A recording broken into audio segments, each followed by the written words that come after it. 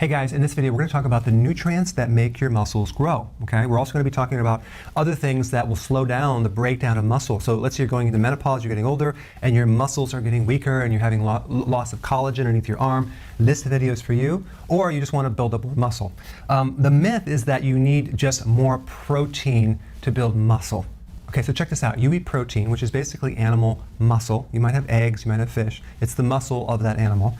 And you digest it, and your liver and your stomach and your intestines and enzymes start breaking down into these small particles or building blocks called amino acids. Okay, amino acids are the foundational building blocks of protein.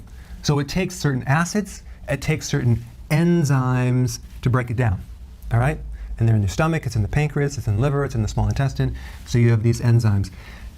So this whole conversion of breaking down the protein and then building it back up require these nutrients, okay? Vitamins and minerals and other things. So in other words, the purpose of vitamins and minerals are basically coenzymes or cofactors to help convert the raw material, amino acids, into body tissue or other like fatty acids into healthy tissue. So we need the vitamins for that. And we also need these vitamins and minerals to support the enzymes, which are the magical workers that pull this off. And it's quite magical. So we don't need more protein necessarily, we need more of the nutrients. The two top nutrients that are mostly missing would be potassium and trace minerals. Potassium, because we need so much. We need 4,700 milligrams a day, and there's not a lot of people that are consuming 7 to 10 cups of vegetables per day. So they're not going to get their potassium. And trace minerals, because it's missing in our soils. So if you don't have the trace minerals, it's hard to activate the enzymes. Right? There's other vitamins that you need too, like the fat-soluble vitamins, vitamin A, D, E, and K, but specifically vitamin A. But most people get those.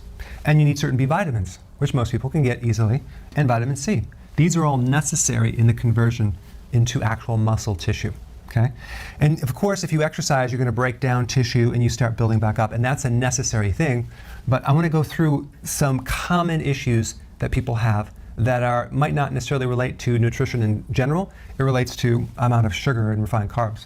So in the other videos I talked about insulin resistance, okay? And that's a condition where your cells no longer allow insulin into the cell as much as it should, so it's kind of blocked. And that's simply because there's too much sugar in the diet, so the body shuts it down because it's toxic, so it doesn't allow the cell to actually allow the sugar to go in the cell anymore.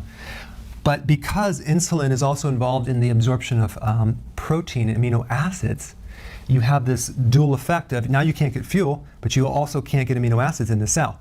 So that's why diabetics, for example, have a lot of weakness in the muscle, loss of collagen, loss of muscle strength. And here's the animation how it works. You have the normal protein going in the cell with the help of insulin, like a key. And then over here you have insulin resistance, where the cell is blocked. Insulin can't enter anymore, and thus you have less protein in the cell. Thus you have less muscle protein, collagen, joint tissue, you name it, okay? So insulin resistance is one thing, and then you also have stress in general. Those people that are adrenal body type, they're stressed out. What happens, they're activating a hormone called cortisol. Cortisol is very, it's called catabolic. It's very destructive on the muscles, okay? Catabolic means breaking down, anabolic means building back up. So when you have the muscle breaking down its particles in this animation, you can see these muscle particles are breaking down because of the high levels of cortisol. It basically then converts to sugar, okay? So protein is being converted to sugar. If you want to know the name of that, it's called glyconeogenesis. Glyco meaning sugar, neo meaning new, genesis meaning the generation of, the formation of. Formation of new sugar from muscle. Eventually they get diabetes because the blood sugars go up because the muscle protein is turning into sugar. Primarily taken from your quadriceps and your thigh and the gluteus maximus, that's your butt muscle. So you see these cases with the adrenal over time, they have no butt and they have no legs. It's all gut in the middle part, right? Like a little like a trunk and these stick legs. That's the adrenal, and that's what's happening with muscle. So you can have excessive stress causing a loss of protein.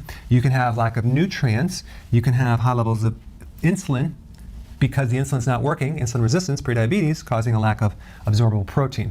Okay, so here are the do's. You want to do intermittent fasting. Intermittent fasting triggers growth hormone. Growth hormone increases muscle preservation and retention of muscle and muscle building. Okay, so you need 3 meals, maybe 2 meals a day. Okay, I have tons of videos on that. You can watch that. This whole 4, 5, or 6 small meals a day, not good. It spikes insulin. It keeps your protein from going in. Now let's talk about snacks. Adding snacks spikes insulin, again, causes more protein problems. You would think that having protein snacks between the meals is going to help your muscles. No. So you don't want to do any snacks because you want to do intermittent fasting, because that way you can heal insulin resistance, okay? Now, that's why the pre and post meals or even protein meals is a bad idea. Gatorade filled with sugar, not good, because the sugar is what we're trying to counteract because it's creating an insulin resistance, messing with your muscles. Okay. Now, as far as a lot of people, this is a mistake they make. They have protein powder, so whey protein powder, thinking they're going to drive all this protein in the muscle. But that's going to spike insulin. You'd be better off having a fattier protein. The more fat, the less insulin spike, the better. Okay. Moderate amount of protein. Okay, 3 to 6 ounces. Don't go with like massive amounts of protein. Like I see people just eating so much protein, thinking that's helping them when it's just overloading the liver. Your body can't handle that much protein. It just puts stress on the liver. If you're 18 years old, you can pretty much handle it, but eventually it starts slowing down. I don't even think at 18 you could probably handle too much. Then we have the type of exercise. If you ever see a long distance runner, they don't look very muscular, do they? They kind of have smaller muscles, probably because of the carbo loading or just the glucose they consume. If you take marathon runners, they have this thing called GU, which is just pure sugar, and they're taking the sugar, they're running out, they're doing a lot of carbs. Unfortunately, that's going to create more insulin resistance and block the muscle. Not to mention, the sustained exercise increases cortisol and it causes muscle wasting. A much better exercise would be high intensity interval training, because that can spike growth hormone and preserve your muscles as well. Short burst of high intensity exercise, full body, very important. Sleep is also necessary to increase growth hormone. Stress is not good, so these are the things you don't want to do. These are the things you want to do.